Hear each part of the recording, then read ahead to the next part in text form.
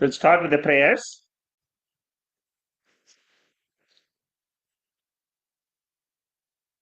Om Sahana Bhavatu Sahanau Bhunatu Sahaviryam Karavavahai Tejasvinavaditamastu ma Vittvishavahai. Om Shanti Shanti Shanti.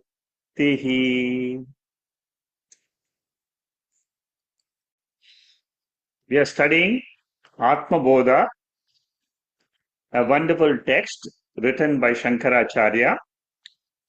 We have covered 32 verses out of 68 verses. Today we are going to start with the 33rd verses. And Atma Bodha means knowledge of Atma. And what is the meaning of Atma? Atma means my real self. All of us have got two versions about us according to Vedanta. According to Vedanta, we have two versions. One is what I see, this body. Another is what I don't see, which is the real Swarupam, the real nature. So, visible part everybody knows. But the invisible part is what we are trying to understand through the spiritual study. Any study involves a lot of preparations and a lot of effort. Atma Bodha and the spiritual study also require tremendous amount of patience and tremendous amount of effort. What we are studying is once a week on a Saturday evening, we study for about 1.5 hours. Now, this has to continue for a length of time. And that is what is called as systematic study. You continuously study a text and then understand what the text is talking about. It takes a minimum of 4 to 5 years for the completion of spiritual study. Suppose you are an average student, mediocre student.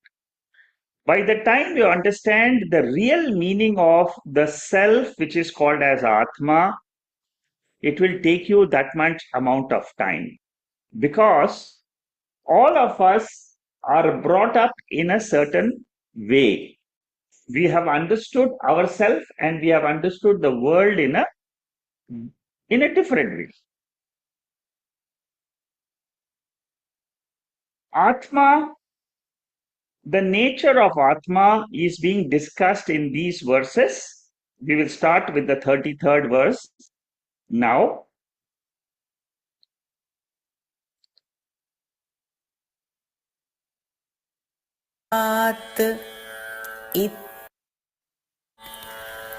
अमनस्त्वान्न मे दुःखः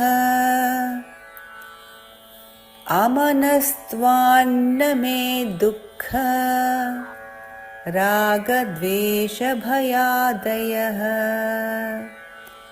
रागद्वेषभयादयः अप्राणो ह्यमनः शुभ्रः अप्राणो ह्यमनः शुभ्रः इत्यादि श्रुतिशासनात् इत्यादि श्रुतिशासनात्.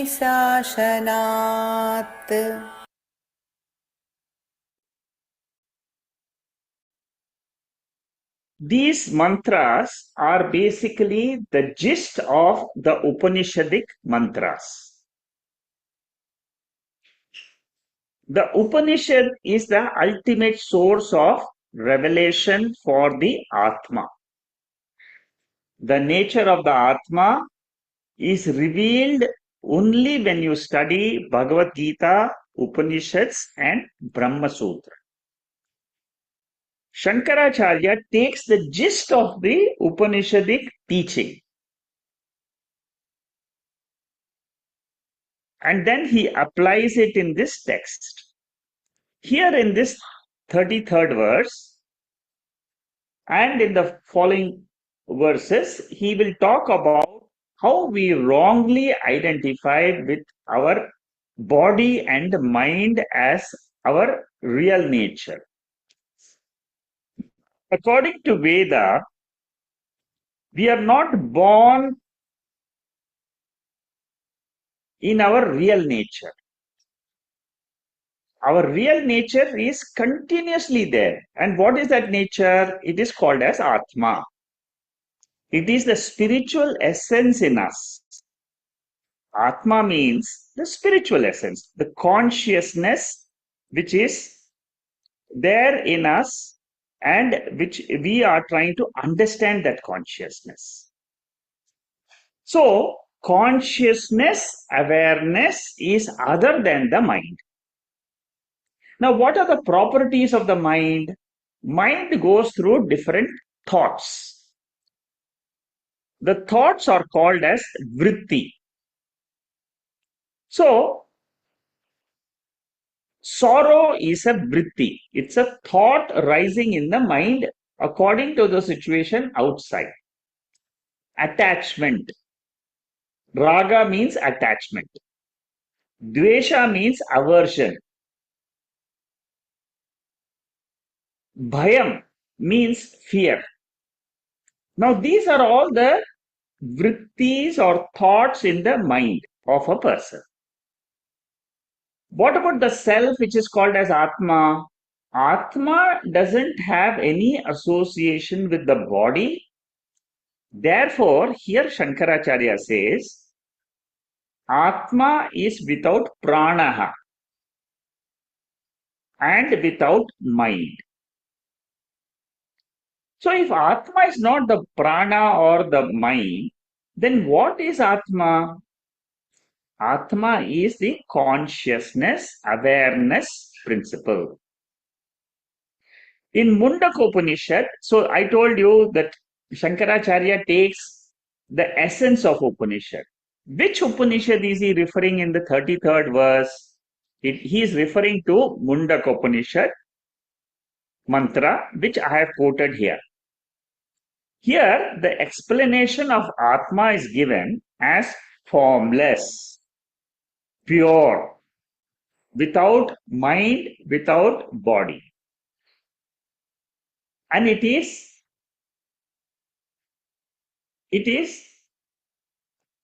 transcendent. Transcendent means it is beyond the body and mind. So, how do I understand transcendent? You see, for example, in Vedanta, we say, unless until awareness is there, you cannot, your body is not sentient. Your body cannot know anything. So, apranaha, amanaha, these are the features of Atma. Dukkham, raga, dvesha, bhayam, these are the thoughts arising in the mind. Similarly, kama and krodha. So, any property of the mind is not Atma. That is the essence of this 33rd verse. If you are not clear about any of these things which we are learning, you can always write a question in the chat box. I will try to explain that one more time if you have a doubt. See, slowly the description of Atma will come to your mind and it will stay. Initially, you will just listen to it because we are all students who are just entering the spiritual study. So at this point of time, Shravanam is important, listening to the scriptures. Next verse, 34.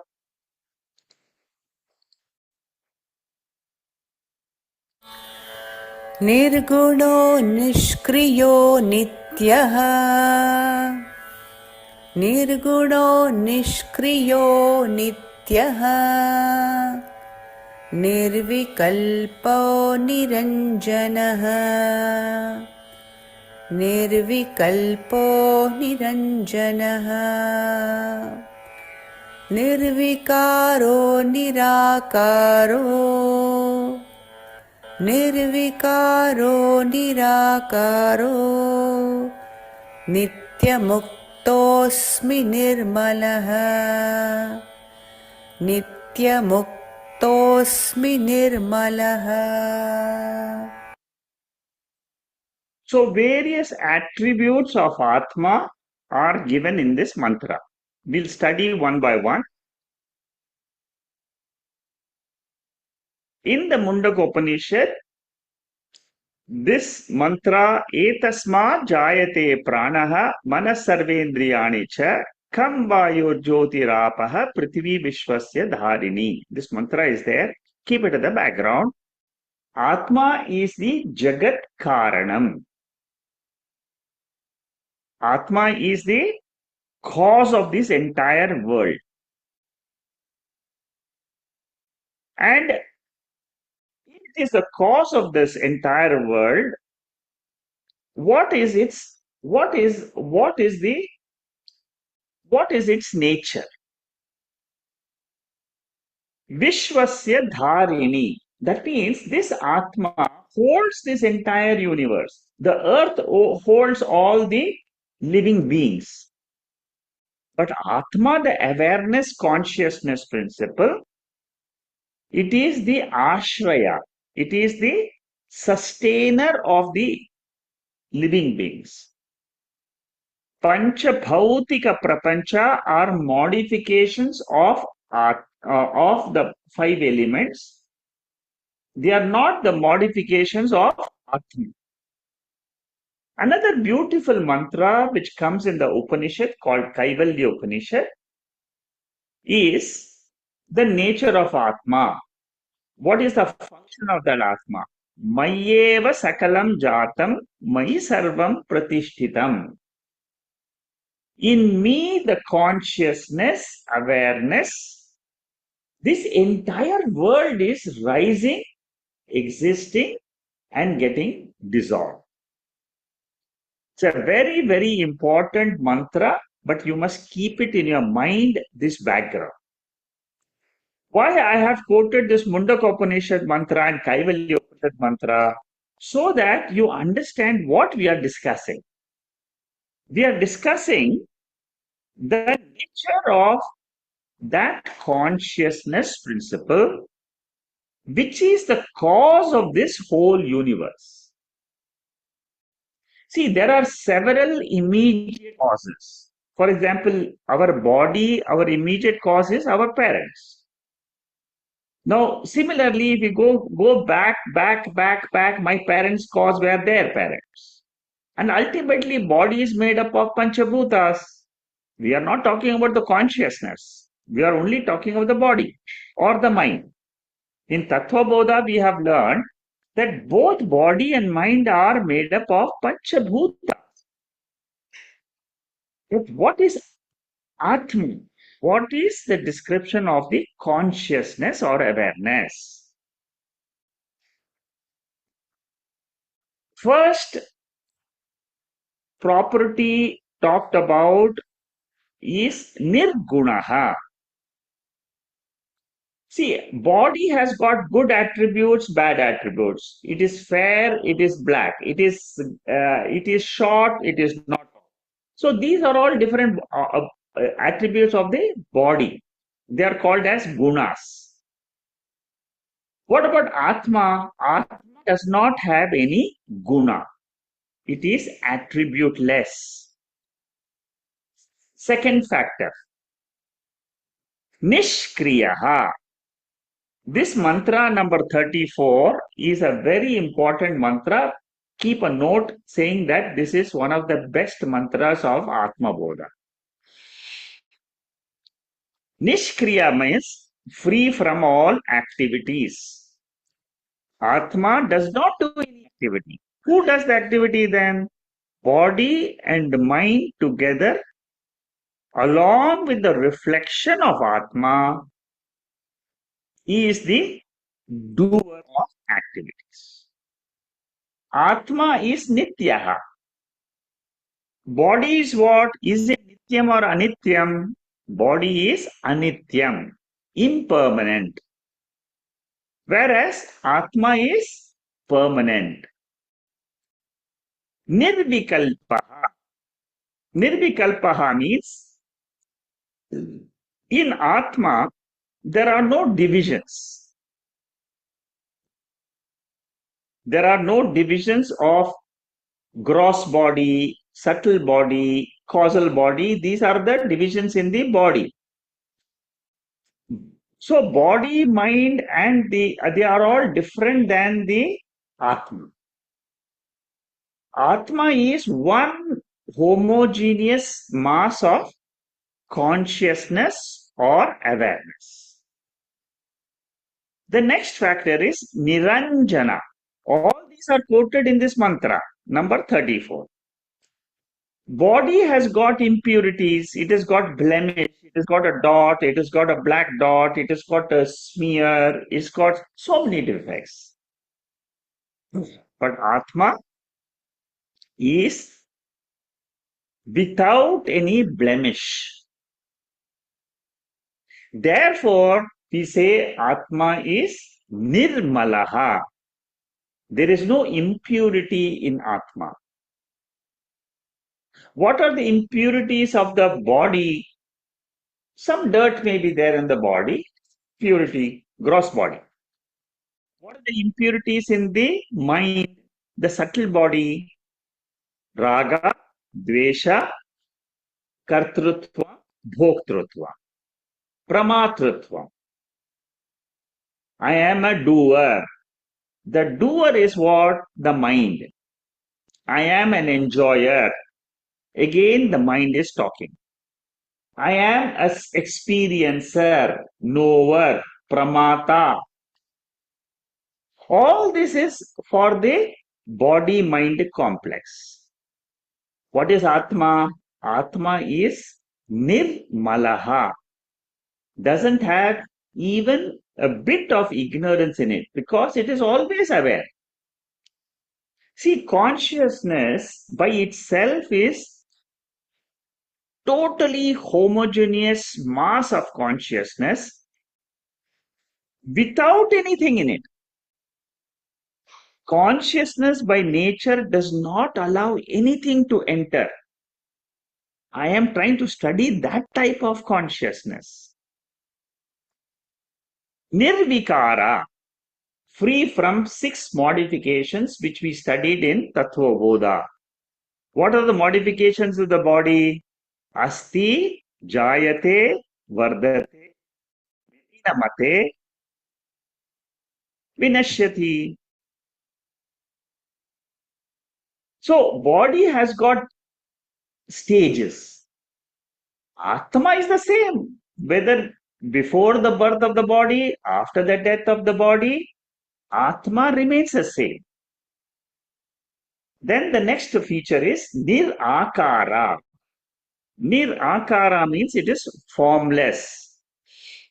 The best example they give in the Shastra for formless nature is Akasha. Akasha means space.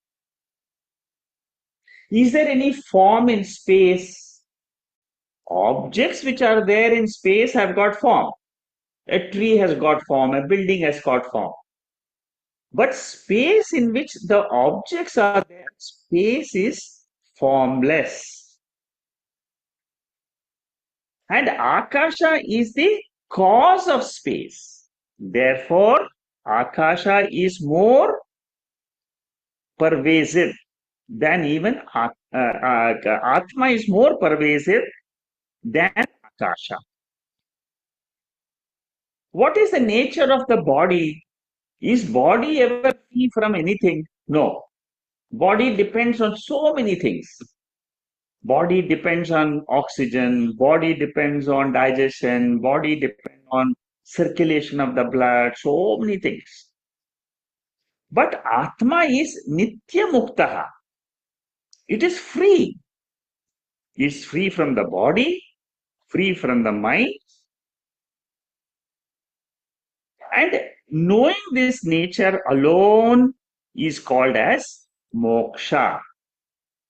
See, in Tattva Bodha, we learned the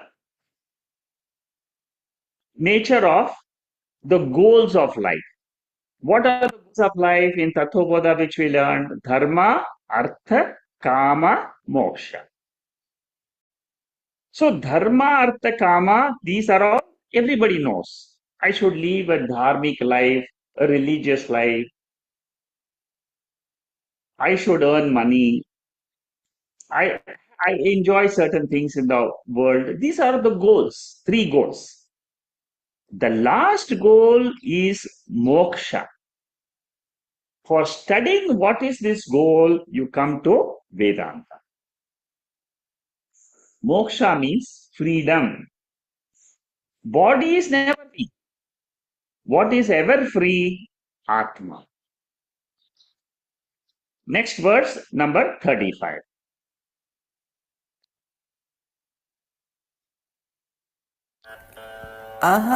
अहमाकाशवत् सर्वम् अहमाकाशवत् सर्वम् बहिरन्तर्गतोऽच्युतः बहिरन्तर्गतोऽच्युतः सदा सर्वसमसिद्धो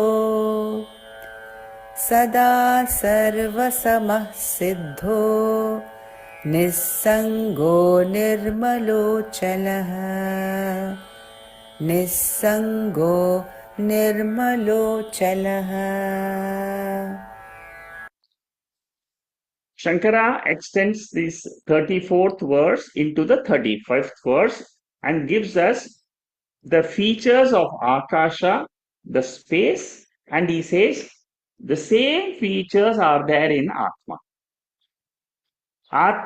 The space is not attached to anything. All items, all objects and beings are there in space. But space is not attached to that. Same way, Atma is not attached to the bodies which are there in the space. Space is stainless. You cannot stain Akasha. Always pure. And space cannot move. Similarly, Atma cannot move.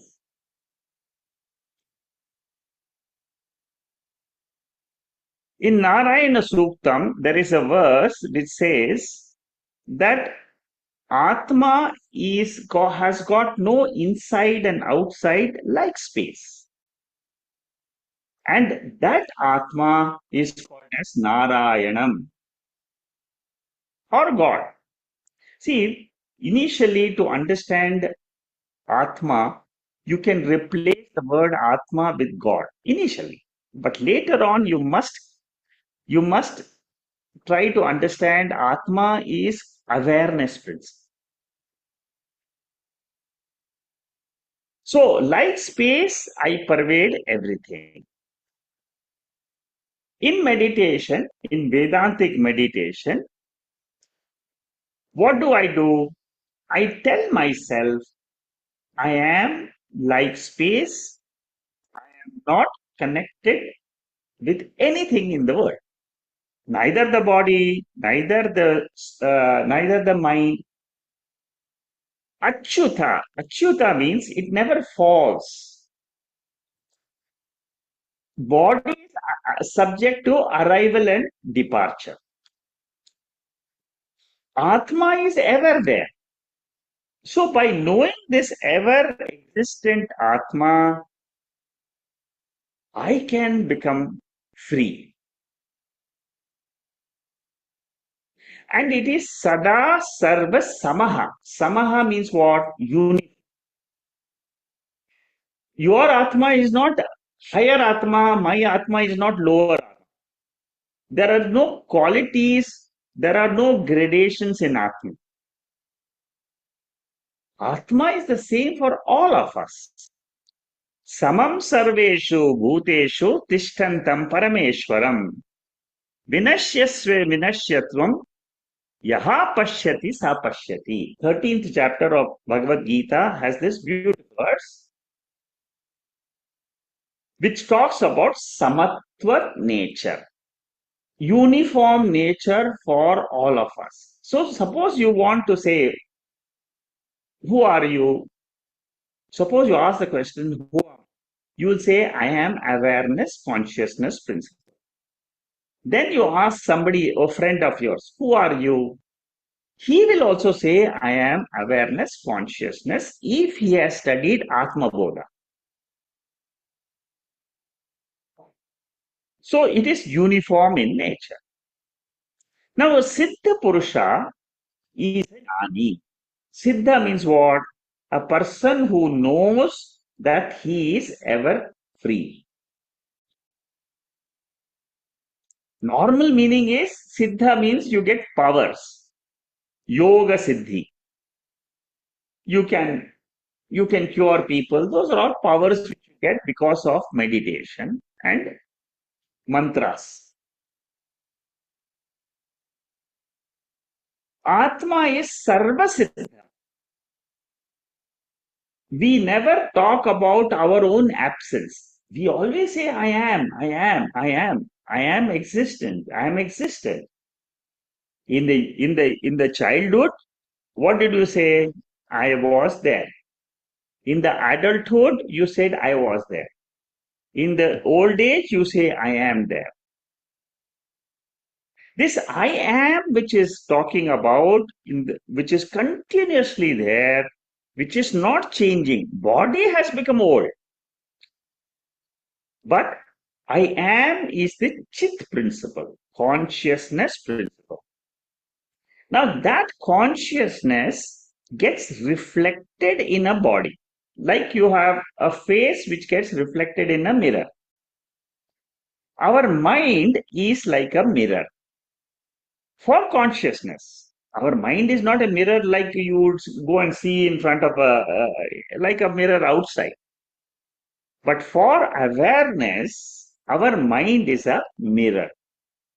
Whenever the mind wakes up from sleep, what happens? The consciousness which is there, permanently there, it enlivens the body.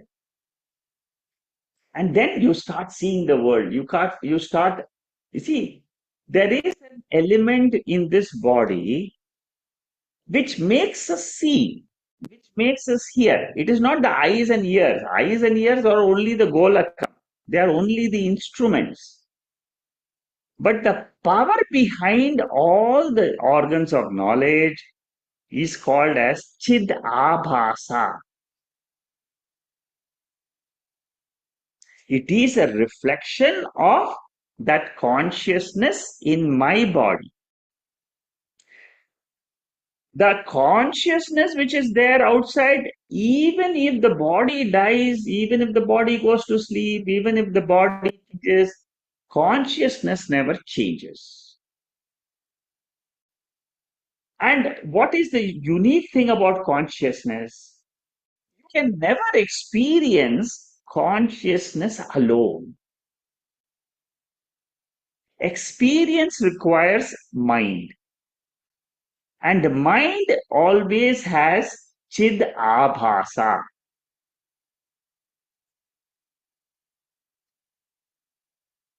So Chit and Chidabhasa, understanding the difference takes a little bit of time. As you go on studying Atma Bodha, Bhagavad Gita, slowly you'll start understanding that there is something which is outside the body, and that something is getting reflected in this body as soon as I wake up in the morning. When I'm sleeping, what happens? When I'm sleeping, the mind is sleeping. Therefore, the reflection has become dull. Even in sleep, the reflection is still there, but it is dull, like a two watts bulb. Suppose you see a 2 watt bulb and there is a 200-watt bulb. The brightness differs. So in sleep, your reflection is like a 2 watt bulb. These are the features of Atma Tattvam. Nisangaha means it is never connected with anything. It accommodates everything, but it has no connection. Body has connection with your son, with your wife, with your sister, with your brother, all. Body has connection.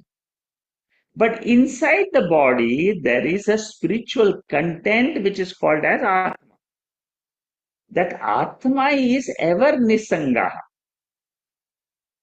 That is what is one of the features. That is the 14th feature which we are studying in these verses. The 15th attribute, Nirmalaha. I told you malam means impurity. Body and mind can have malam.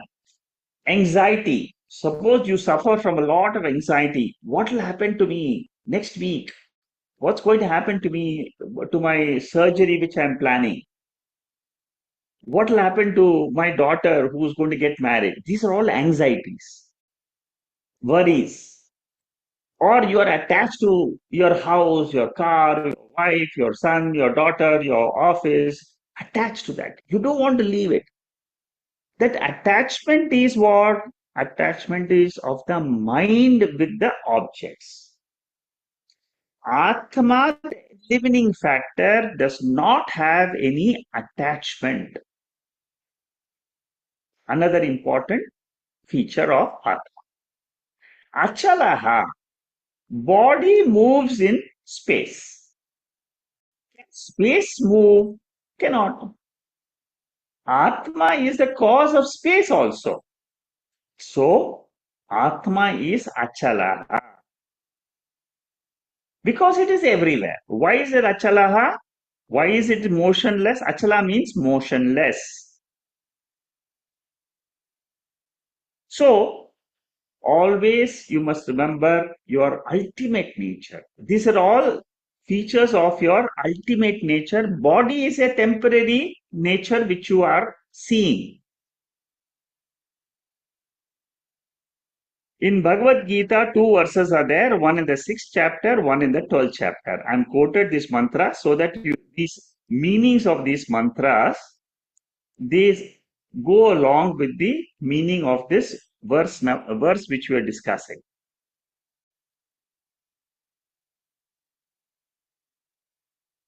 After gaining Atma, yam labdhva chaparam labham manyate nadikam tataha. After gaining Atma, you don't need anything. There is nothing superior to Atma in life. That's what Lord Krishna teaches Arjuna in Bhagavad Gita. Another beautiful mantra which comes in the 12th chapter, Bhakti Yoga chapter in Bhagavad Gita is Advesha Sarva Bhutana Maitra Karuna Eva Cha Nirmamo Nirahankara Samadukha Sukha Kshami. A jnani who knows that he is Atma, he never hates anybody. He is a friend to all, compassionate, free from ego. We all suffer from a lot of ego. I did this, I did this, I did this. The ego is called as I. We have a lot of emotions and we get caught up in our emotions. Bhagavad Gita says, let the emotions be there, but don't get attached to them too much. Emotions will be there for a person.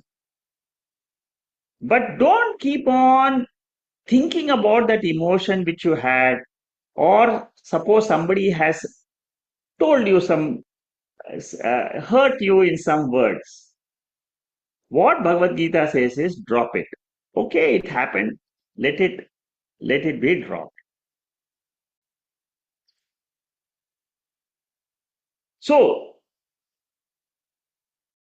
you don't be like a rock so that you are insensitive to others. Don't be like a flower. Everybody can go and hurt you. Even the smallest insult you will take it as very, very powerful. What is in Jnani's mind? Jnani's mind is he doesn't hurt others and neither allows others to hate him. Why? Because he is Atma. Atma Jnanam gives him the strength to withstand all the insults which are given to the body mind complex. See, these are all the powerful lessons which we learn to make our mind stronger to face life. The study of Atma Bodha is also beneficial in our day to day life. Next verse is 36. Let's see how it goes.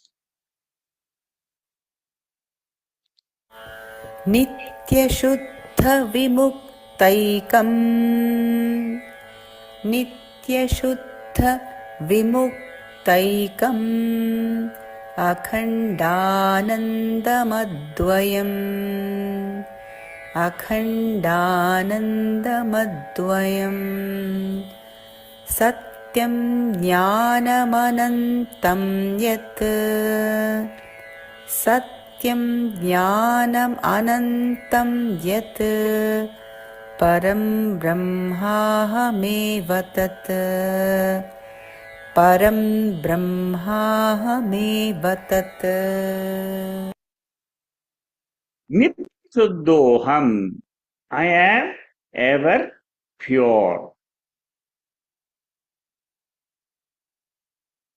I don't have punyam, I don't have papam.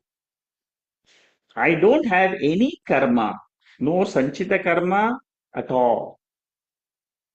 In Tattva Bodha, we learned there is a law of karma which gives birth to the body. And Jnani becomes free from the body, free from his mind by saying, all these bodies are rising in me, existing in me, and dissolving in me. I am Nitya Shuddha. Things happen in the world, but I am Nitya Shuddha, Nitya Muktaha. Muktaha means free. Shuddha means pure. For example, a waker will say, I am Shuddha compared to the dream world where he saw so many things which were good and bad. A waker cannot say that he is Shuddha, but a dreamer cannot say he is Shuddha. Waker can say, I am Shuddha. Nothing in the dream world affects me. Similarly, compared to the waking world, Atma will say, I am Nitya Shuddha. I am the awareness, consciousness principle, Satchidananda Sarupaha. I am never affected by things happening in the world.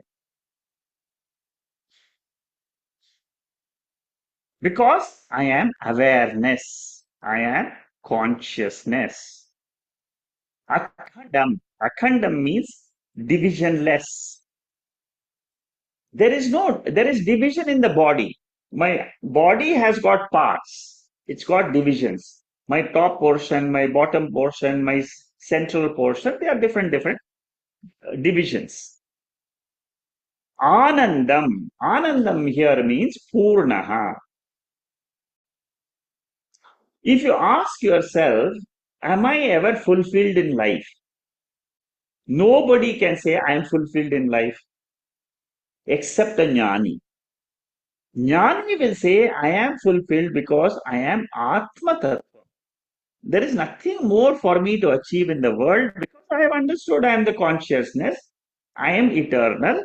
I am Shuddha. I am pure. I am eternal. I live all the time. I don't have any worries.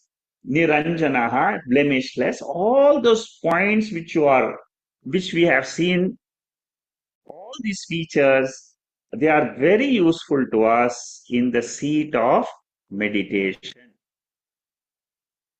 Suppose you want to sit and meditate. There are many types of meditations. I'm just digressing a little bit. I just want to tell you for those people who are interested. You can take these mantras, you can by heart these mantras, and then you can take these features which we have started quoting. From verse 34 onwards, we started talking about all the features of Atma. In your meditation, you can bring some of these features, 2 or 3 or 4 features, in a sitting of meditation. And then keep on only thinking about Atma. I am Shuddhaha, I am Nirmalaha, I am Nirvikaraha, I am Nityaha. All this slowly you can bring it in your meditation and you will see that your mind calms down. The next feature is Advayam. Advayam means non-dual. Awareness is only one, ekam. There is no two Atmas. And in Atma, there is nothing else except consciousness. Therefore, we say Atma is non-dual. Satyam Jnanam Anantam Brahma. This is from Taittiriya Upanishad. I have quoted here mantra here of Taittiriya Upanishad, which gives the description of Atma. Atma and Brahman are the same thing.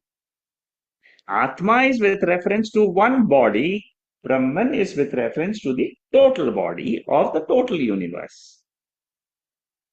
The self, which I have discussed this many times before, the self in the body and the self in the universe, they are the same Atma, Atma Tattva, consciousness. So the pure consciousness is called as Chit, Jnanam. Sat means existence and Anantam means infinitude. Anantam means what? Time and space does not affect Atma. Why? Because it is timeless and it is all pervading. Therefore, time and space do not affect Atma. So in meditation, what should you tell yourself? I am timeless, spaceless, consciousness, awareness. Suppose you are able to tell this in meditation and abide in that Atma. That is what is called as Vedantic meditation. Bringing these features of Atma, dwelling on these features is called as Vedantic meditation. Next verse, number 37.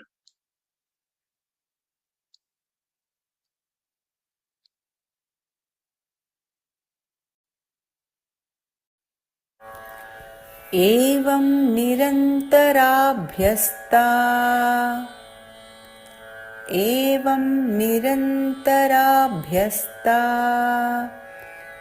ब्रह्मैवास्मीति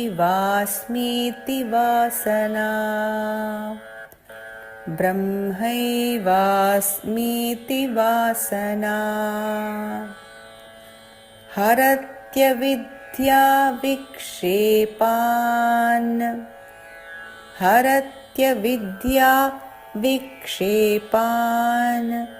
रोगानिवरसायनम् रोगानिवरसायनम्.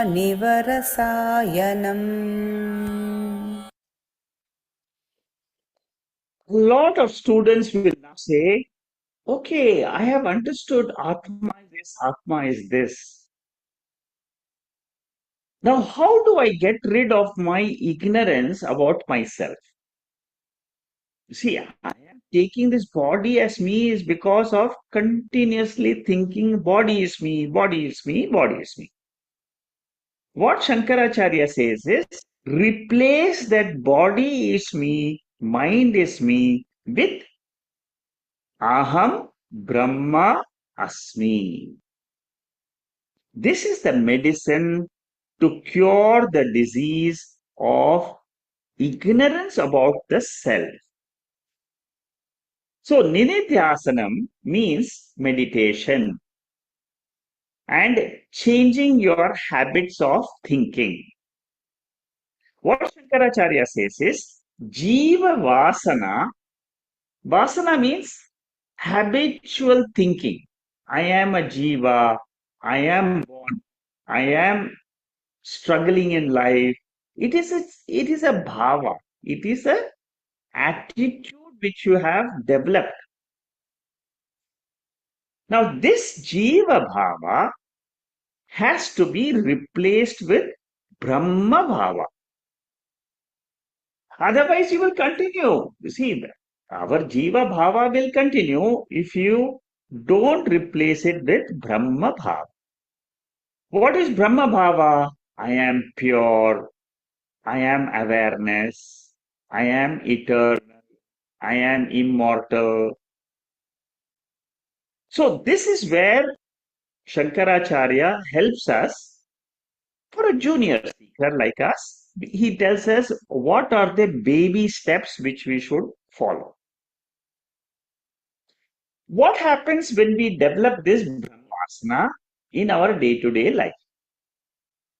Shankaracharya says that our normal responses in life are generally called as impulsive responses. All impulsive responses are Jiva Vasana. Anything happening in life. If I start replacing that Jiva Vasana with Brahma Vasana, I consciously, deliberately telling myself, I am the Atma Tattvam, I am the awareness. This responses which we have, which is impulsive, that will change to deliberate responses. You will think before acting. Normally, there is no time gap between thinking and acting for most of us. But suppose I develop this habit of saying, I am Atma. Shankaracharya says, this helps me to bring down my responses in life. It will change. It will become thoughtful responses. So practice this meditation for a long time. Long time means what? 2-3 years. Then what will happen? It becomes your habit. Anytime you are facing any problems in life, first what will you say? I am Atma. I am not touched by anything which is there in the world. No action, no event can disturb my real nature. Whatever I have to do in the current circumstances, I take care of it to the best of my ability. So, this Brahma Bhava, Aham Brahmasmi, Vasana, pushes the samsara aspect, which is the impurity in my mind. Jnani's mind drops husband I, father I, Sishya I. What does he replace it with? Chaitanyam I, pure I, free I. Now, normally what happens individually when without jnana, without Atma Jnanam, all of us will be attached to the body and mind. And then you will say, I am the body, I am the mind, I am the father, I am this. For Vyavahara, you can use it. But Jnani knows when I am not in transactions, who am I? I am the Atma. So, as we learn Atma Bodha, you should develop the habit of telling yourself, I am the pure consciousness, awareness. Whatever I am transacting in the world is a part and parcel of the Anatma world. Ahamkara, ego I, is Anatma. And there is a law which governs it. As per the law, I am a father, I am a mother, I am a sister. So during my transactions, yes, I will follow the law of karma. But when I am trying to understand who am I, what the world is, then this Atma Jnanam should come and it should dominate. So the medicine, Rasayanam Rogam Harati Eva. This medicine called Aham Brahmasmi is the cure for samsara. It is the cure for sorrow in life. This is exactly what Arjuna asked Krishna in Bhagavad Gita. The whole Bhagavad Gita, consisting of 18 chapters, is to address the sorrow of Arjuna. Lord Krishna, the teacher of Bhagavad Gita, removes the sorrow with Atma Jnana. And then Arjuna says, I am free. I can go and fight the battle, no problem. Because it is the law of karma. Next verse. विविक्तदेश आसेना विविक्तदेश आसेना विरागो विजितेन्द्रियः विरागो विजितेन्द्रियः भावयेदेकमात्मानम्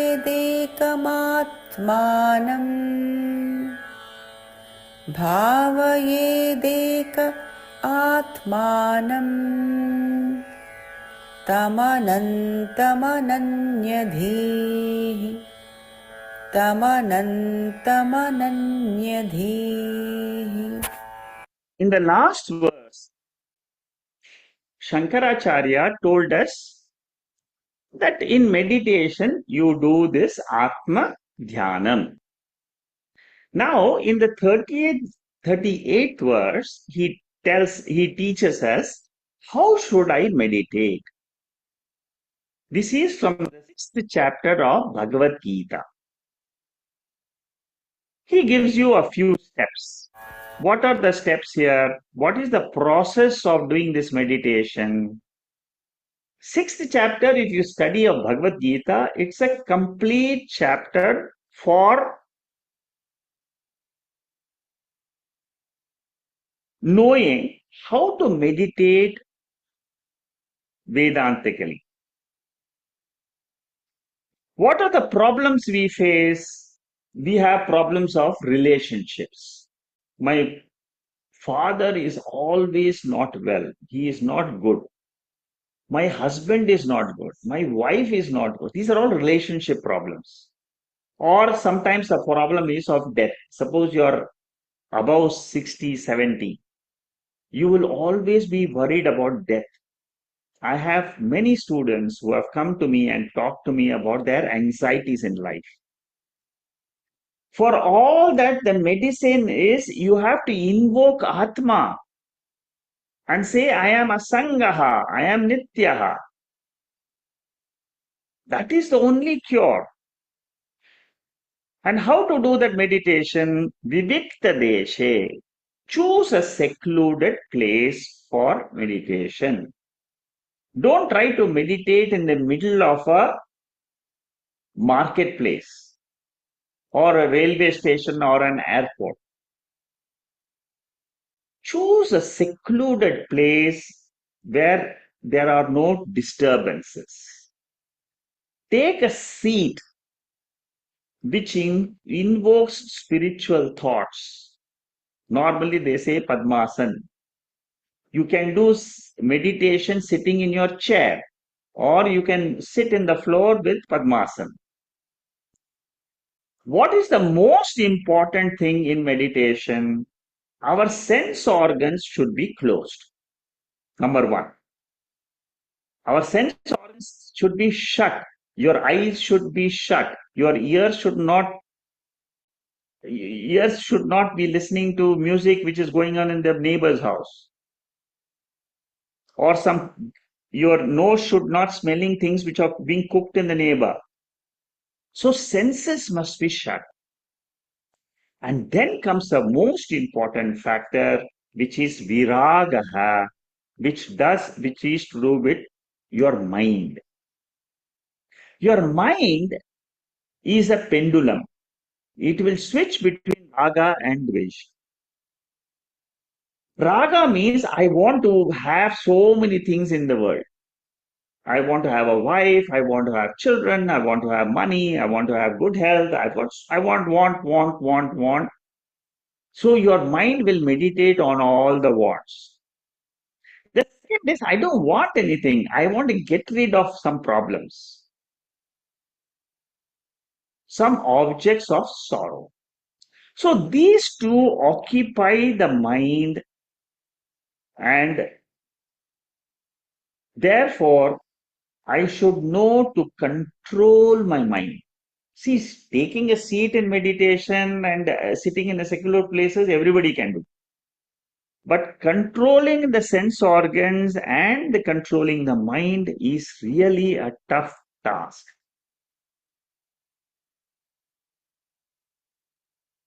But if you do regularly 5-10 minutes of meditation, then that problems can be solved. What is the main source of dropping this raga and dvesha? Suppose I know that my mind is going after something, and I know that this mind is a false entity, then I will be able to drop this mind easier. I should know the Atma Tattvam, and I should be able to drop the mind. By knowing Atma more and more, I will be able to falsify the mind as mithya, something which is seen. It is really not there because it is only a thought.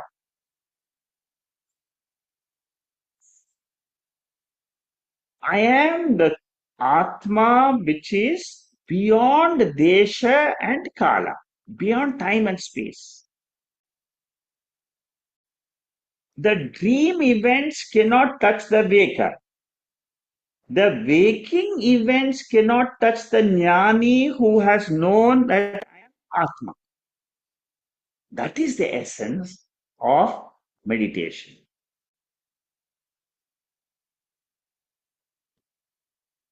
Another verse in meditation is the next verse, which is 39. आत्मन्येवाखिलं दृश्यम् आत्मन्येवाखिलं दृश्यम् प्रविलाप्य धिया सुधीः प्रविलाप्य धिया सुधीः भावयेदेकमात्मानम्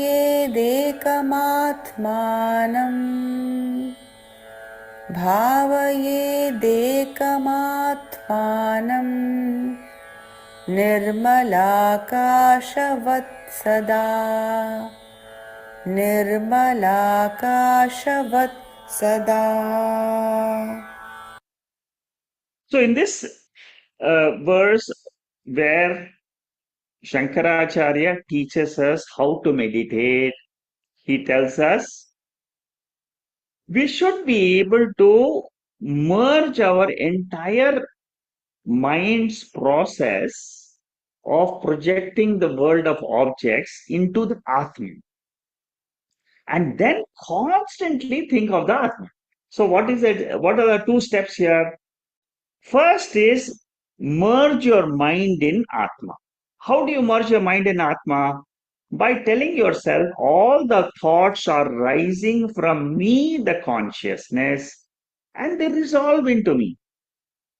That is step number one.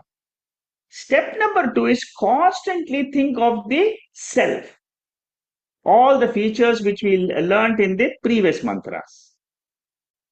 So many features we learned.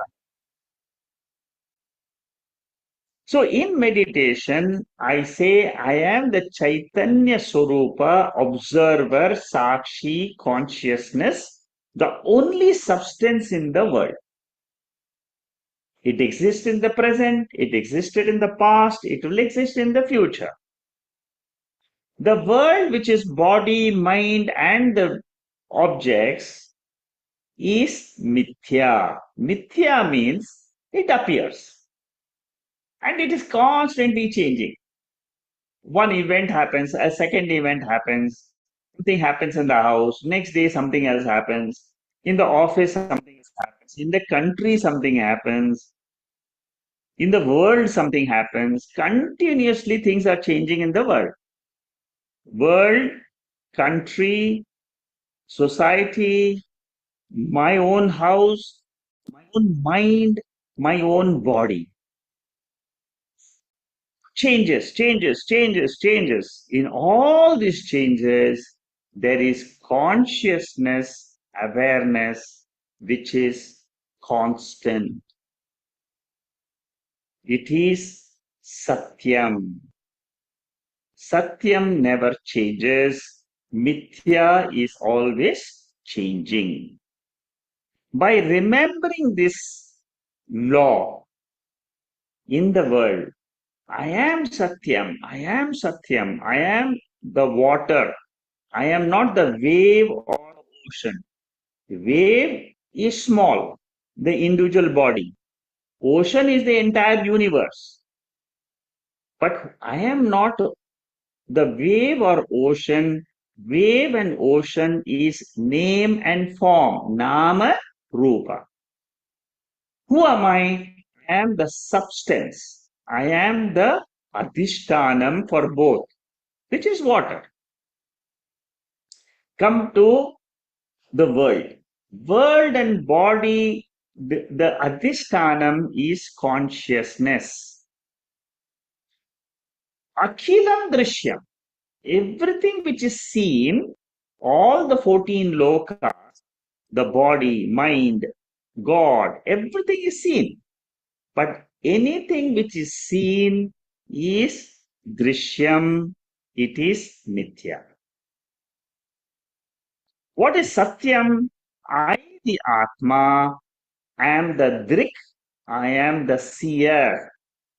I am not the seen. Seen is always changing. It is always anatma. The seer is consciousness. And that seer is ekam. It is amanam. It doesn't have the mind. Objects are many, but the eye which sees it is one. Eyes are many, but the mind is which is behind both our eyes is one. Minds are many in different bodies, but the consciousness behind the minds in all the bodies is one. This is the way I should understand Atma. And what is Atma? Nirmalam Akashavat. It is always pure like the space. Again and again telling yourself, I am the Atma, I am the Atma. It will help you to drop your idea about you are the body, You are the mind. So with this, we finish one volume of the notes. That is from verse number 1 to verse number 39. The second volume is for the second part of the notes, which is 40 to 68. Let's do verse number 40 now. रूपवर्णादिकं सर्वं रूपवर्णादिकं सर्वं विहाय परमार्थवित् विहाय परमार्थवित् परिपूर्णचिदानन्द परिपूर्णचिदानन्द स्वरूपेणावतिष्ठते स्वरूपेणावतिष्ठते.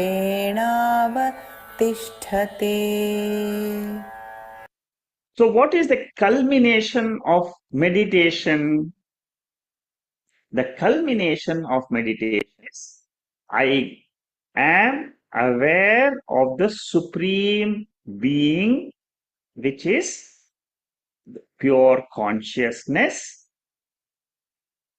And what do I see the world? The world is seen as name and form. So, a jiva who had originally thought he is the body mind, with the ego I, the small I, shifts his attention from body mind to consciousness, and that jiva becomes Atma Bhava. Why Atma Bhava? What happens? You become one with the reality Satchidananda Swarup. Param Arthaha. Param Arthaha means what? I, the consciousness, ultimate principle in the world. As long as you are seeing the desk, you are looking at name and form. Suppose while looking at the desk itself, your mind says, I'm looking at the wood. Then you have shifted your identification.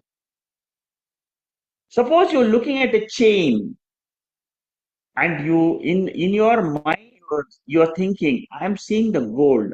Actually, I'm looking at gold, the value of gold. By looking at cloth, you are aware of the substance called cotton, which is the upadana karanam for the cloth. Now, let's come to the universe. For the whole universe, consciousness is the content. Awareness is the content. So while you're experiencing the universe itself, your mind should say, I am the Brahman, I am the consciousness, which is the content of the universe. The Annamaya Kosha will say, I am a male, female, I'm young, I'm old, I have this color, that color. Manomaya Kosha will say, I am calm, I am disturbed. Vijnanamaya Kosha will say, I am educated, wise, ignorant.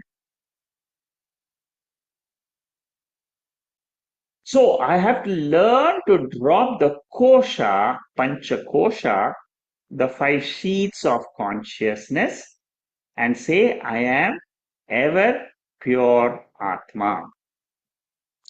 Nirvana Shatkam is a composition of Shankaracharya. And there are 6 verses which teaches us how to drop this Jiva Bhava and then own up the Atma Bhava. If you read these verses, I have put 3 verses here and 3 verses here. You can read this at your own time I am not the mind. I am not the wisdom which is there in the mind. I am not the ears. I am not the eyes. I am not the five elements. I don't have any. I am not the emotions which belong to the mind. I don't have punyam and papam which belongs to the karana shariram. I don't have fear of death because I am ever there. I am free of any changes. I am modification less, motionless, all pervasive.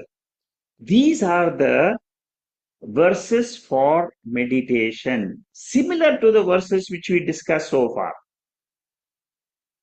If you are able to meditate, see, why should there are, see, Brihadaranyaka Upanishad, the Upanishad says there are three steps to in spiritual study. First is Shravanam, listening to the scripture, listening to Bhagavad Gita, listening to Upanishad, listening to Brahma Sutra, which you do in the class. The second is Mananam. Mananam means your mind should reflect on what you have learned. For example, today you have learned Atma is Shuddha. Your mind should think about I am that Atma which is pure. That is called as reflection. Then Nididhyasanam means meditation, sitting properly and removing your habitual notion. Your habitual notion is I am always worried. I am rich. I am poor. These are all notions in the mind. Drop these notions by saying I am the Atma, in which there is no attributes at all. So I don't lack anything in life.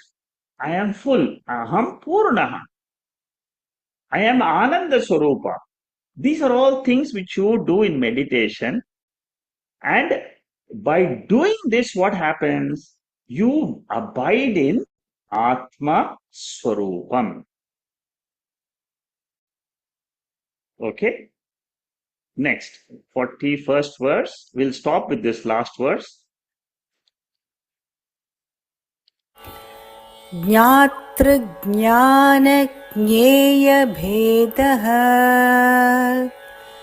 ज्ञातृज्ञानज्ञेयभेदः परेणात्मनि विद्यते परेणात्मनि विद्यते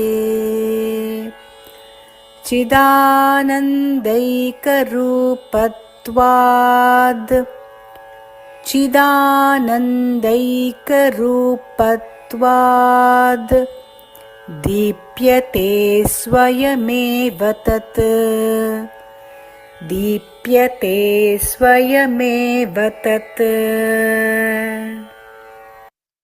This verse is a deeper verse. It takes us a little bit more deeper into understanding Atma. As an ego, as a waker, I can say I am a knower of the world, knower of this body. I have knowledge of the world, I have knowledge of the body. But what is the nature of consciousness? This is the knowledge of waker. Waker, behind the waker, there is consciousness. The consciousness has no distinction in itself. Dhyata, dhyayam, dhyanam. I am the subject. I am meditating on Ishvara, the Devata, and I am using the instrument called the mind. So there is a difference between the meditator, meditated, and the meditating instrument. But what happens to a knower? In a knower, Jnata means I am the knower. Jnayam means I am knowing a certain object. Jnanam means it is an instrument of or the meditating process. In Atma, this Triputi is not there. This division is not there. So, at the end of meditation, what happens when you say Aham Brahmasmi, Aham Brahmasmi, I am the Atma, I am the Atma? The Triputi which sees the world, whenever you're seeing the world in your meditation, suppose you are suddenly your son comes into a meditation, that means object has come. The instrument is being used. And then the person who is seeing it is the Pramata or Jnata. So, whenever there is Triputi, Jnata, Jneyam, Jnanam, then you are in the field of Anatma. But when you say, I am the Atma, this Triputi goes away, and what remains? What remains is the self alone. So, Vritti Vyapti. That means an object is being outside, which is surrounded by a vritti. And then something reveals that object, that is called as Phalavyapti. Suppose there is a clip outside and you are seeing the clip in your mind. There is a thought of clip in your mind. But what illuminates that clip? It is consciousness. So, Mano Buddhi Chittani Naham, they are all anatma. I am the light of consciousness which is illumining the entire the all the thoughts in the mind. Dipyate swayam eva.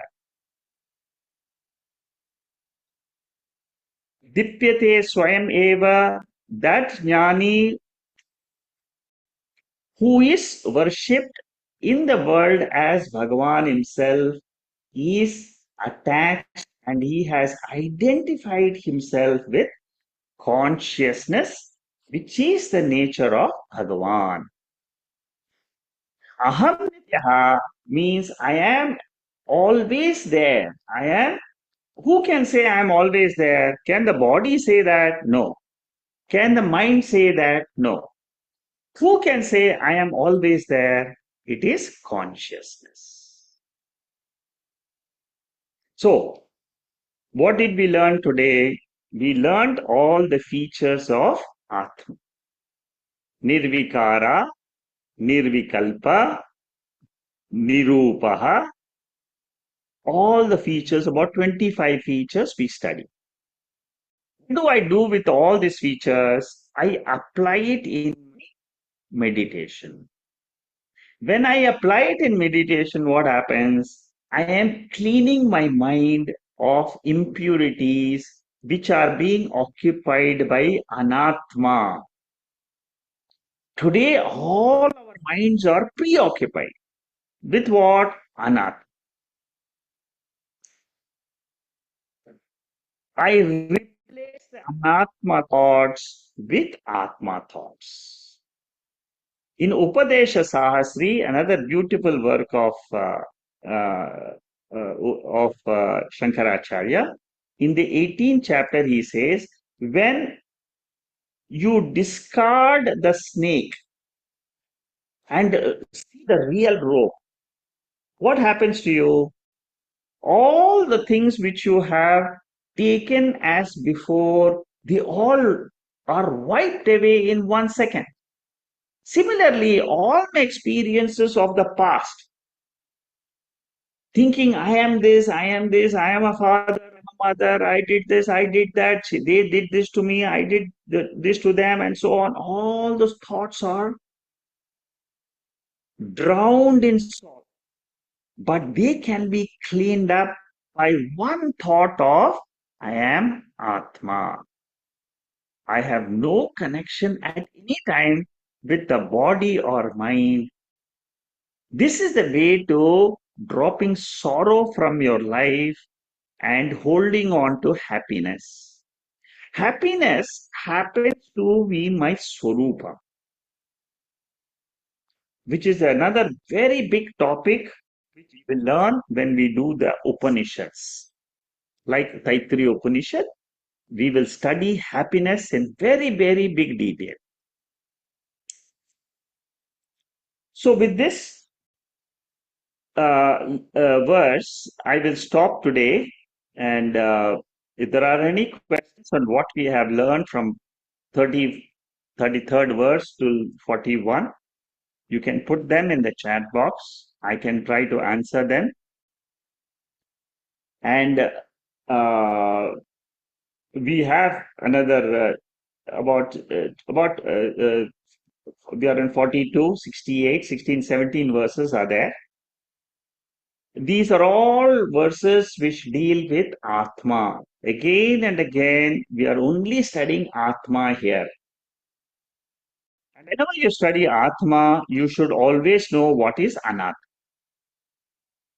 Anatma is body, mind, world. And Atma is awareness, consciousness.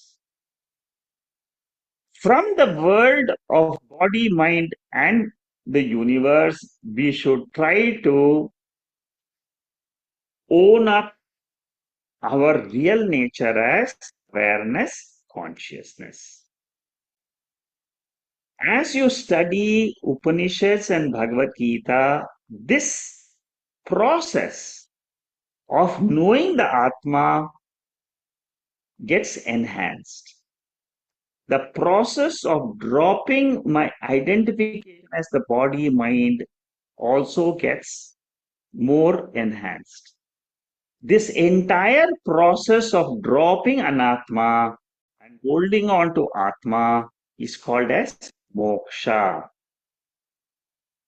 It's a very, very big achievement in life.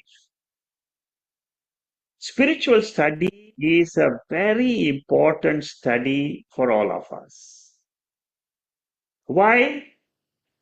It tells me how to drop sorrow from my life by holding on, learning more and more about Atma Tattva.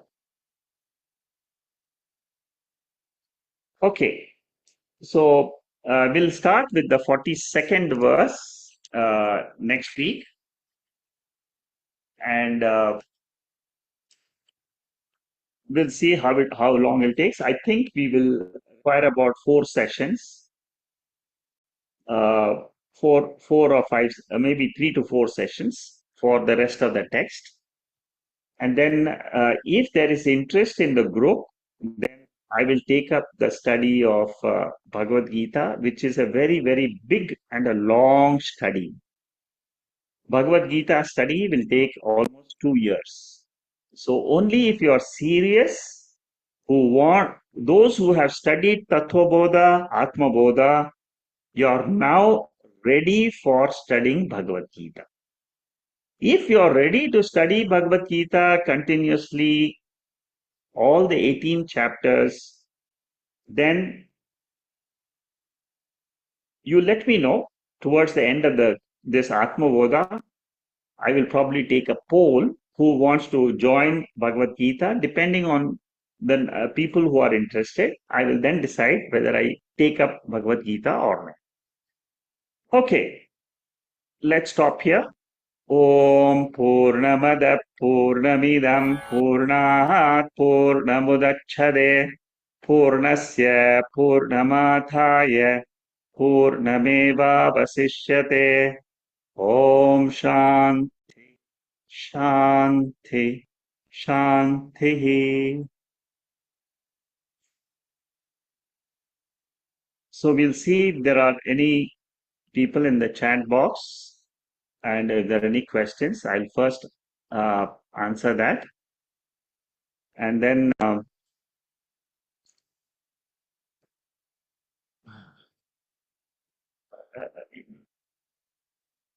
people have already started telling me about Bhagavad Gita. Sumana, thank you for your response. I hope you are well and you are recouped from your Kailash trip. I came to know that you had a miraculous escape, and I hope you're well now. Yeah, I had the surgery and I'm doing well. It'll Okay, take 2, 3 months, but yeah, it'll keep okay. doing its job and I'll keep doing my job, I guess. Yeah, very good. I'm Yeah, very, very happy that you have completed the Kailash trip. It's not an easy thank trip. you. It is a very, very difficult trip.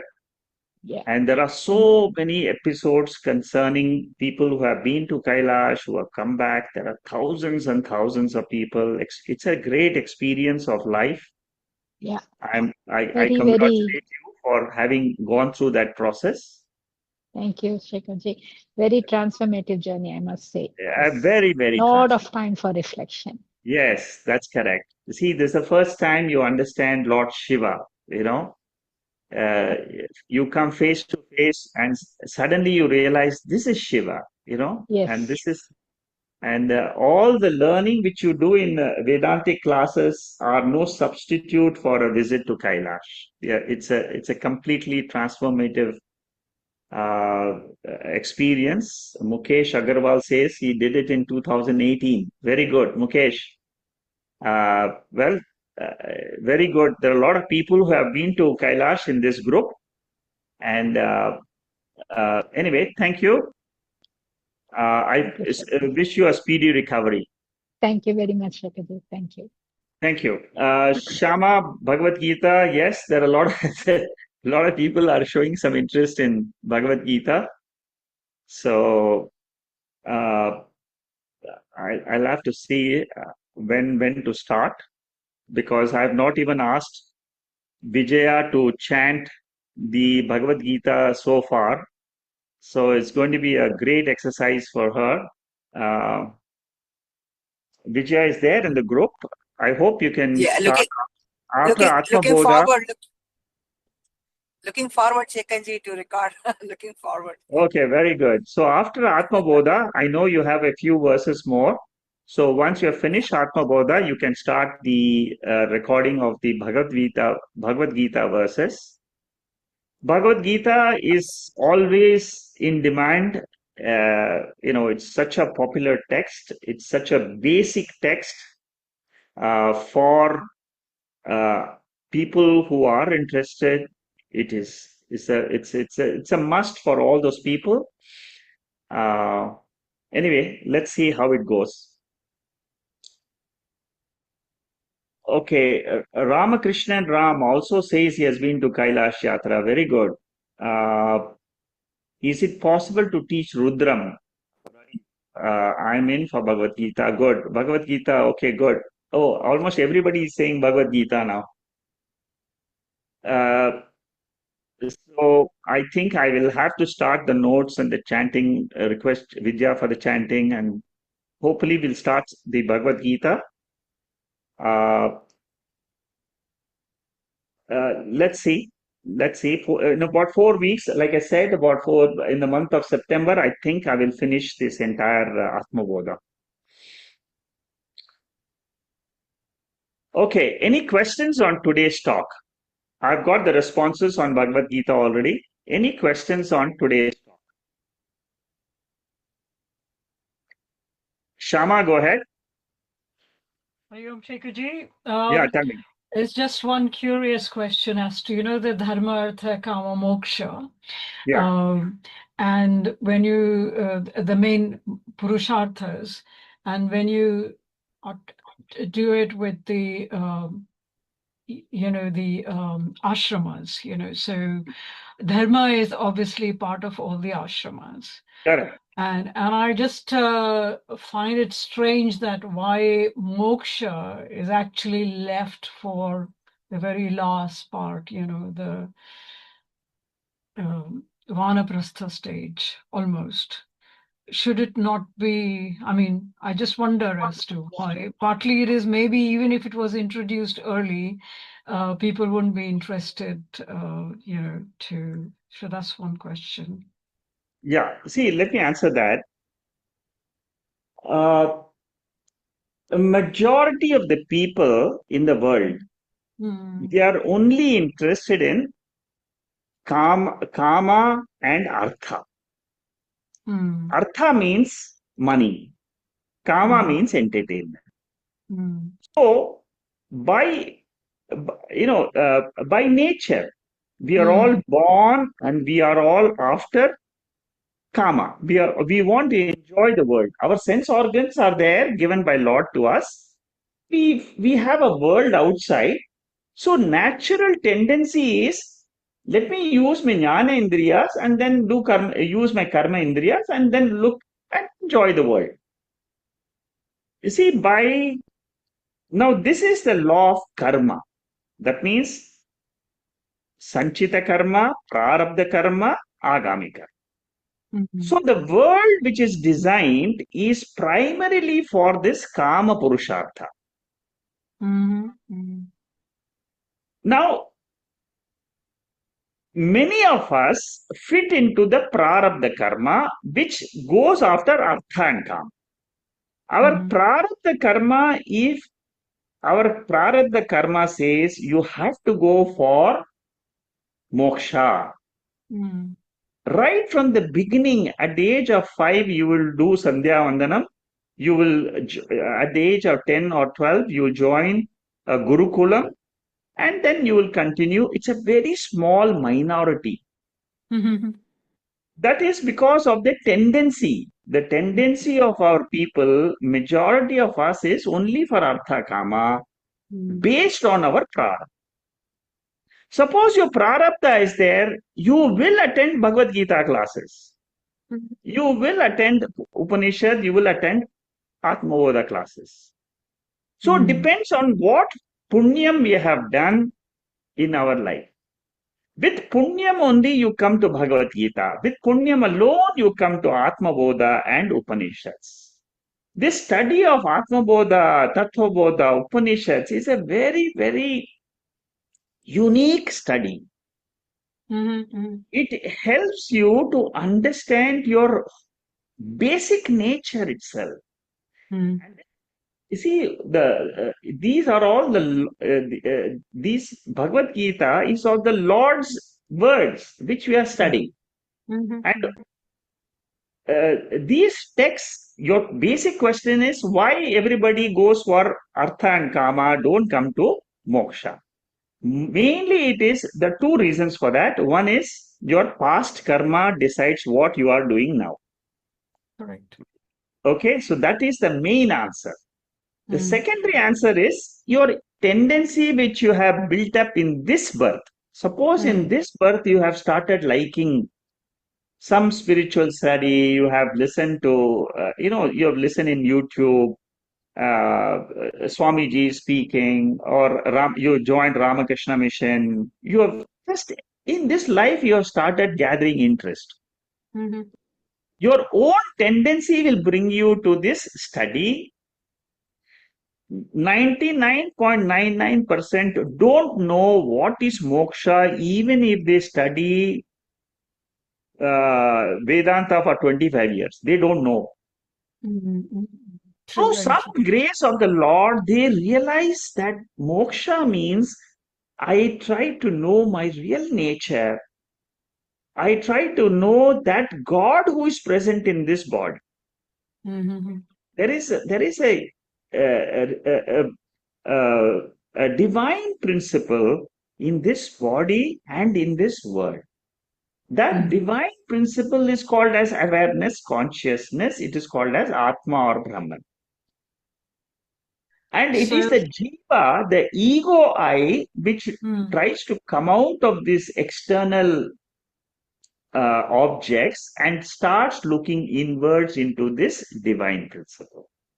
And it is a very beautiful journey.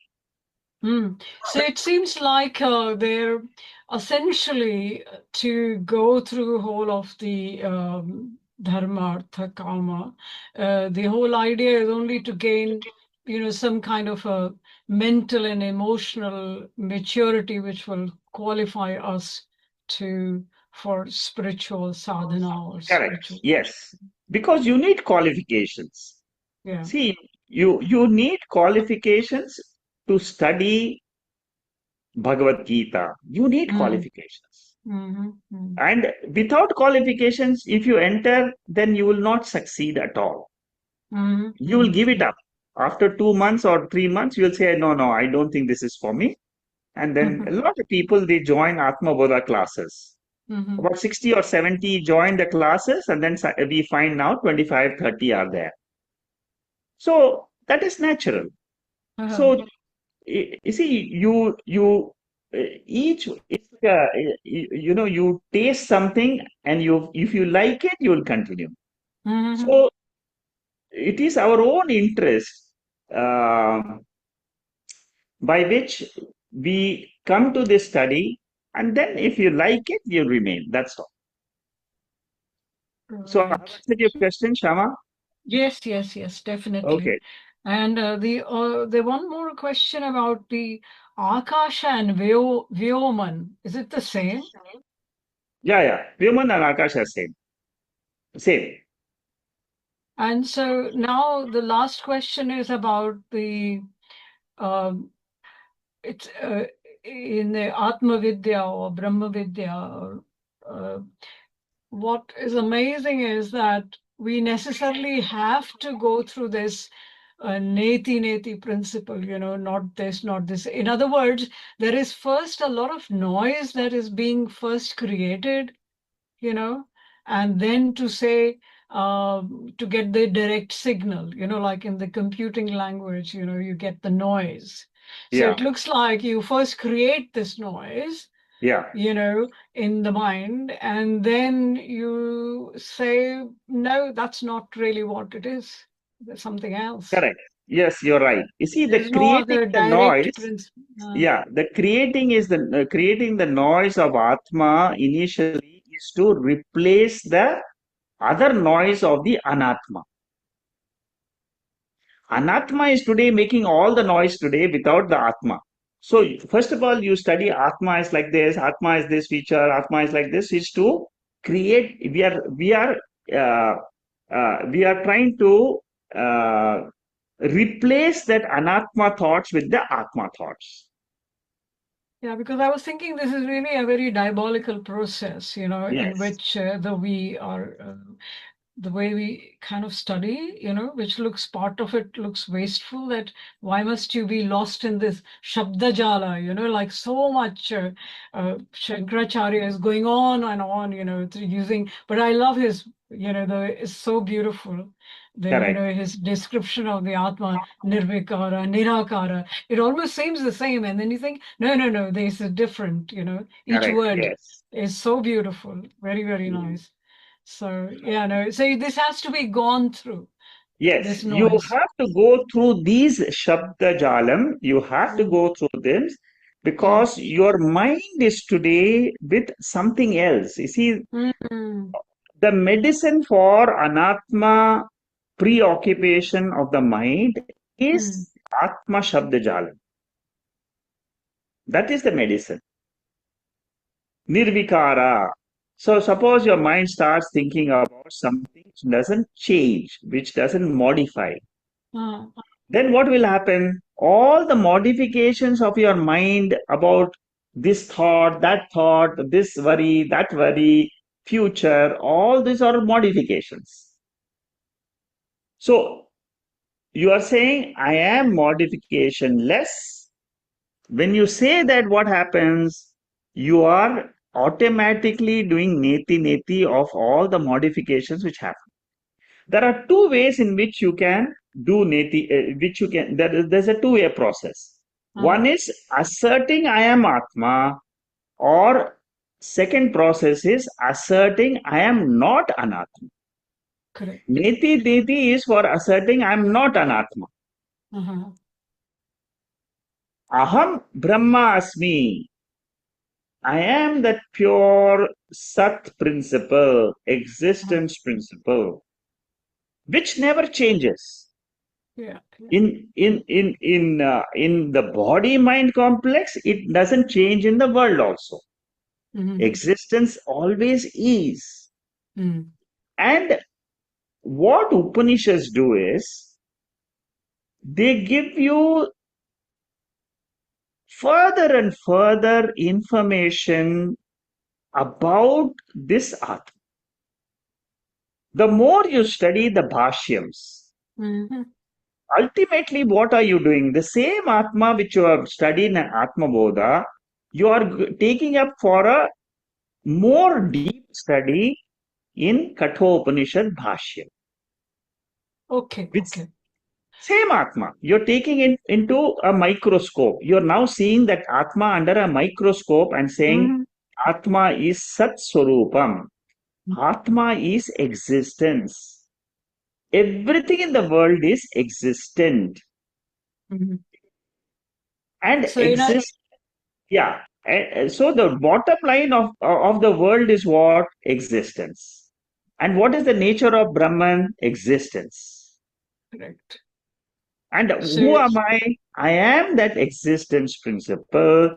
What is that existence principle? It is the Karanam. It is the mm-hmm. cause of this entire universe. Mm-hmm. See, So, you're going into depth in Bhashyam, in Kathopanishad Bhashyam, you're going to the depth. You're going very deep.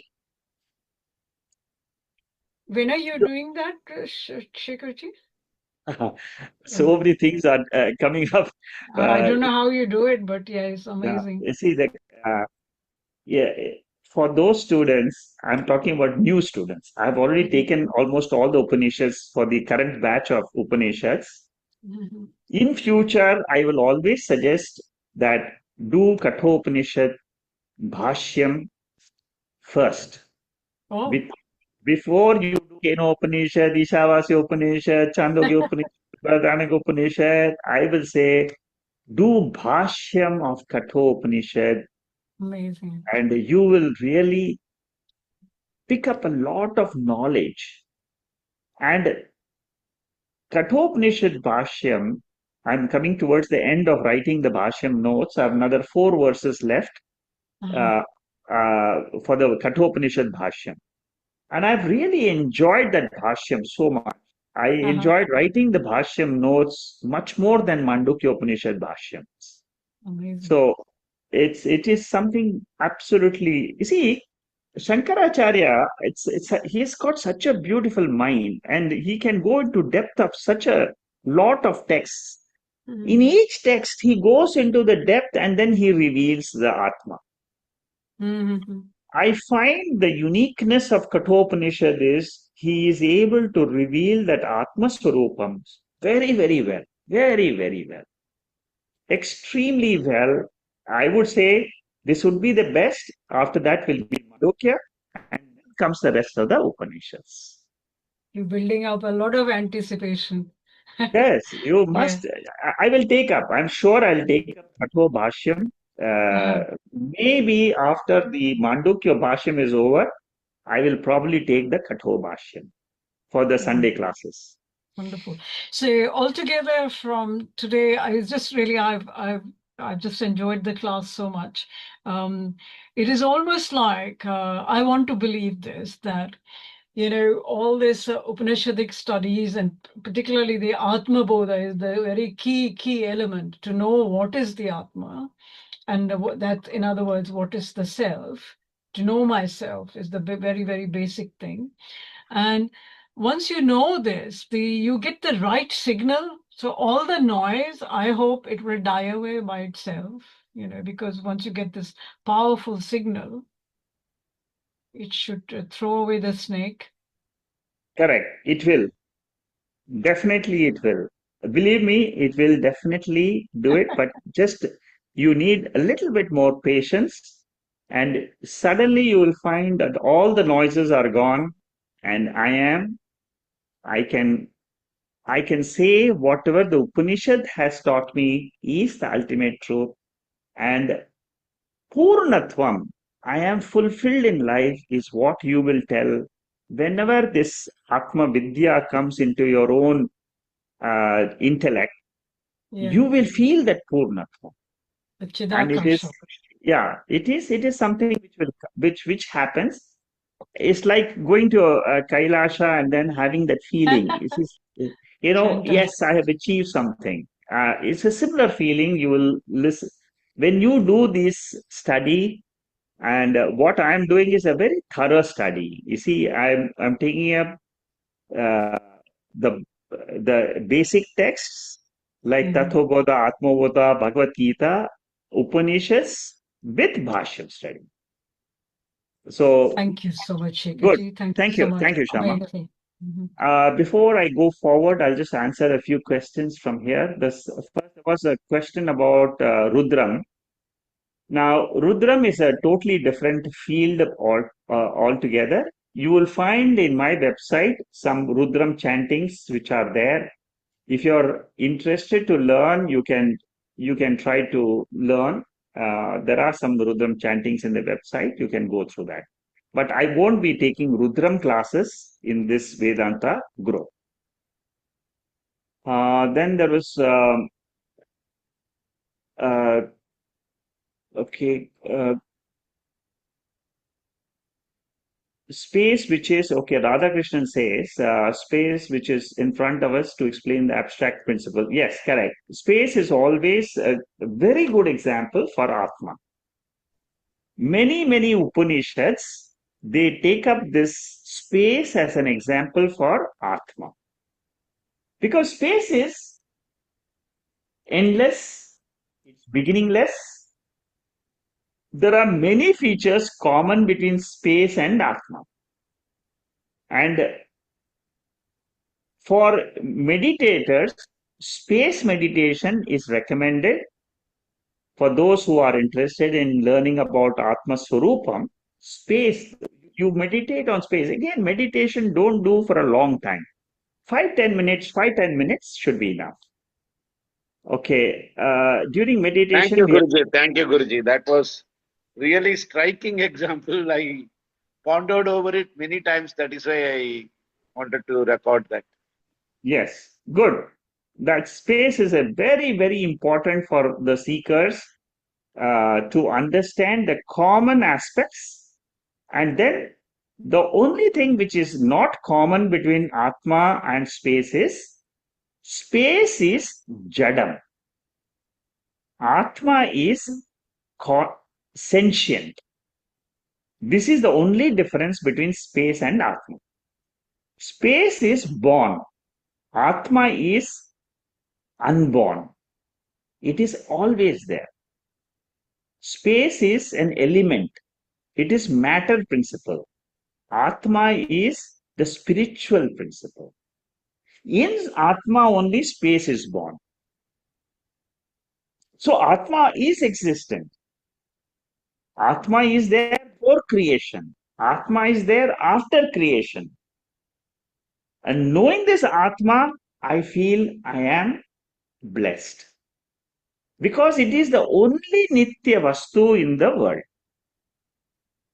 There is nothing else which is similar to Atma in the universe. Nothing. What is that principle? It is the spiritual principle, in which the world is appearing and disappearing. Take this as a central message of all Upanishads.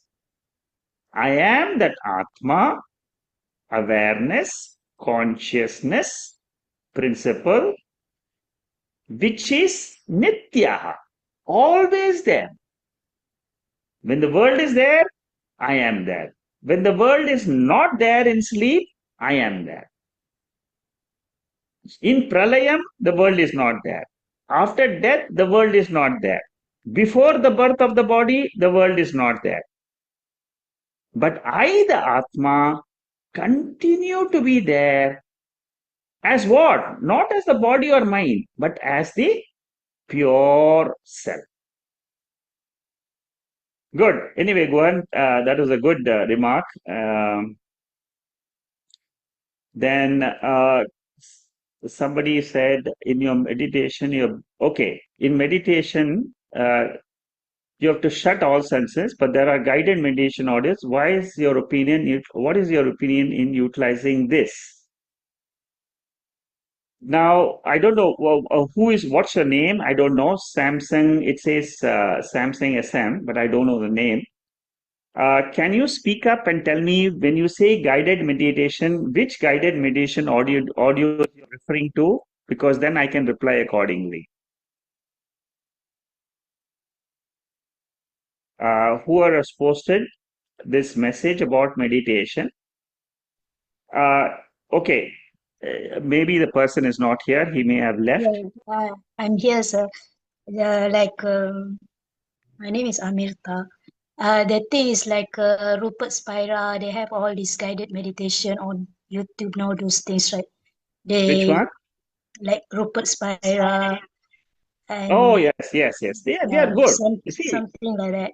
yeah. So if we put on the audio and then we listen to it while we meditating, what what do you think of that instead of just you said shut all the senses including ears, right?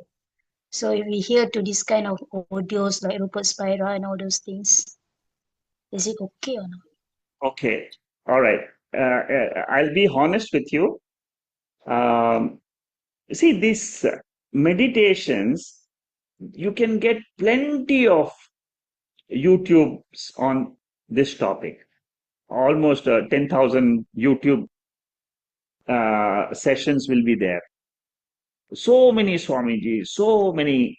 There are different types.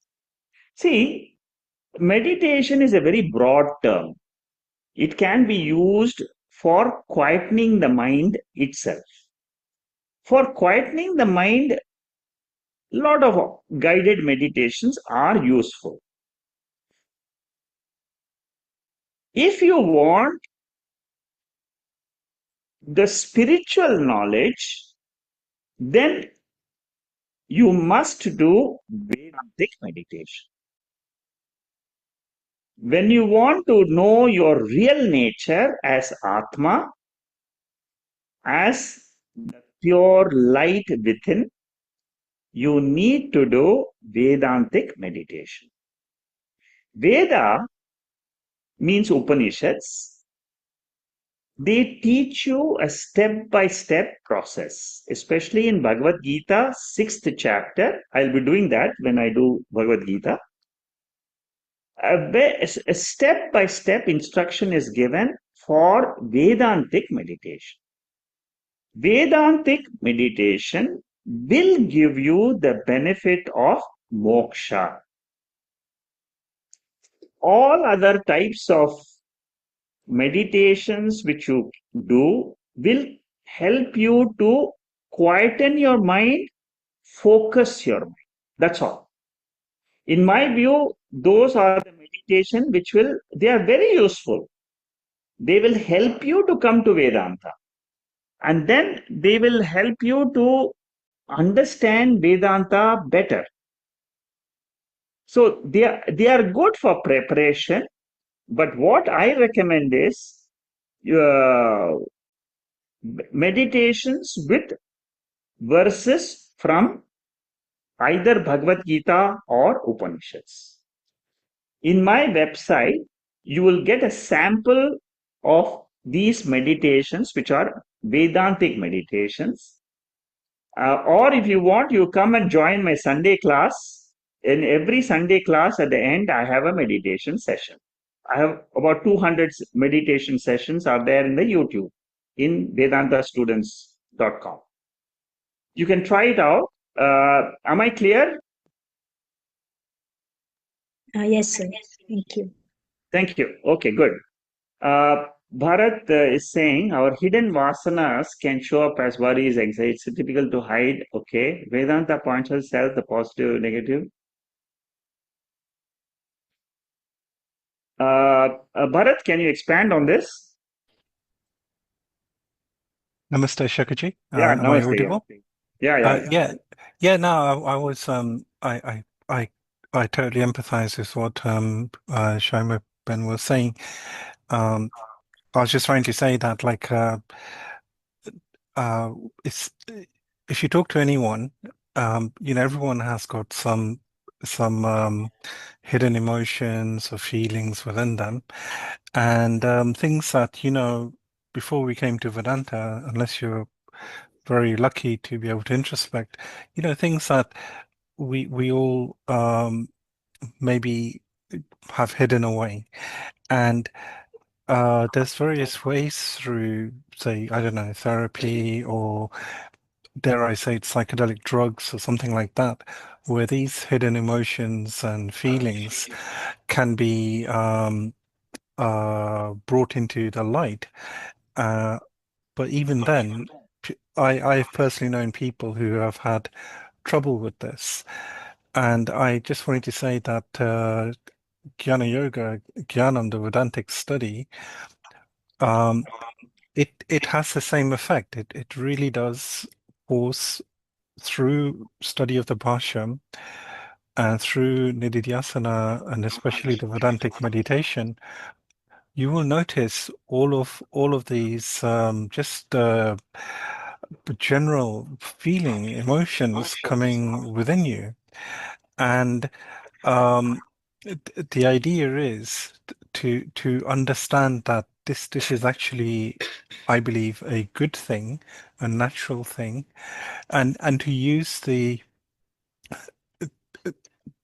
Upanishads even more so to initially view this noises in your mind as anatma. Once that kind of clicks, that you are the awareness cognizing even the thoughts that you can't really define. It could just be a general feeling, a general lowness, or whatever. These noises or these feelings, they soon go away very, very quickly. I think you mentioned about the frequency, the intensity, and the recovery. I thought this was Yeah, really, really that's good. correct. Yes, And FIR. yeah, FIR and all of those, they dramatically improve. So I was just simply echoing what you had said, Shakaji. Thank you, Bharat. Yes, you are absolutely right. Whatever you said is, corroborates with what we have been generally teaching in Vedanta. Yeah. Good. Thank you, Bharat. I guess all I'm trying to say is that in Jnanam study, the fact Yeah, that you suddenly realize your mind has become noisy, that's actually a good thing, I believe. I think that shows that you're progressing. correct. So, You are so aware of carry your on. mind. You're Yes, aware of your mind. So correct. because you're aware of your mind, you're seeing this noise even more so. So carry on. Good. Very good. Yeah, see, for a lot of people, the first step, a successful step, in spiritual study is when you are able to observe your thoughts. It's a very, very big leap in spiritual study. So the moment you start coming and telling a guru and say, I'm able to see my thoughts, that is a huge leap in spiritual study. Huge. Because many people don't even reach this major step.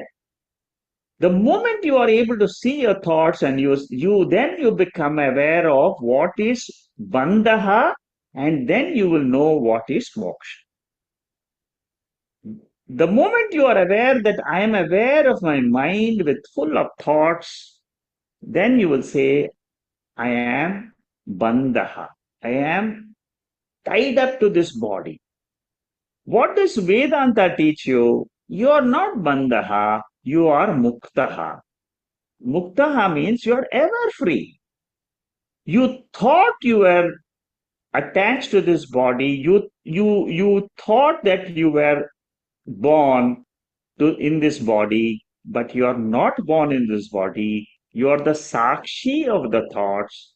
What said that you are born, you are undergoing sorrow is the thought only, that ego I.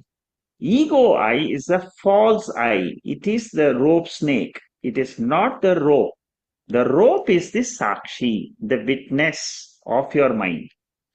Shakachi, It's I a, think Shakachi, I just want to add, I think this is a hugely necessary step because only by seeing that noise do you then are able to notice that the noise is there, but you are revealing that noise, and then all these particular words that although Brahman is undefinable, but we use these words like changeless, limitless, all pervading, that's when these words really start to make sense. Correct. When you look, Yes. you turn around and you say, hold on, there's noise, but then what am I? And then it I don't know, something clicks. Correct. God's All grace, the things something which you clicks. learn in Veda will click. The Yes. moment you turn, that is what it's called as turning the direction of your mind from external world to the internal Atma.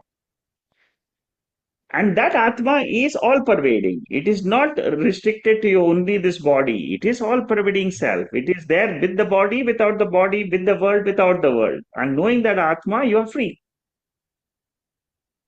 You see, Veda, up to a certain point, you have to make effort to know. But after some time, that it clicks. When it clicks, Yeah.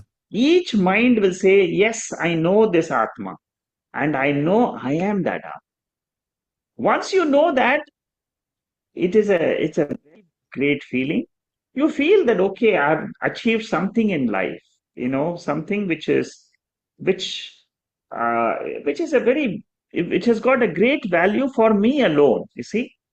Thank you, Bharat. Extremely well covered topic. Good. Thank you. Anybody else has a question? Okay, so we'll stop here and we'll continue next week. Thank you. Namaste. Namaste, Shekharji. Thank you so much. Namaste. Thank you. Thank you, Shekaji. Thank you. Thank you.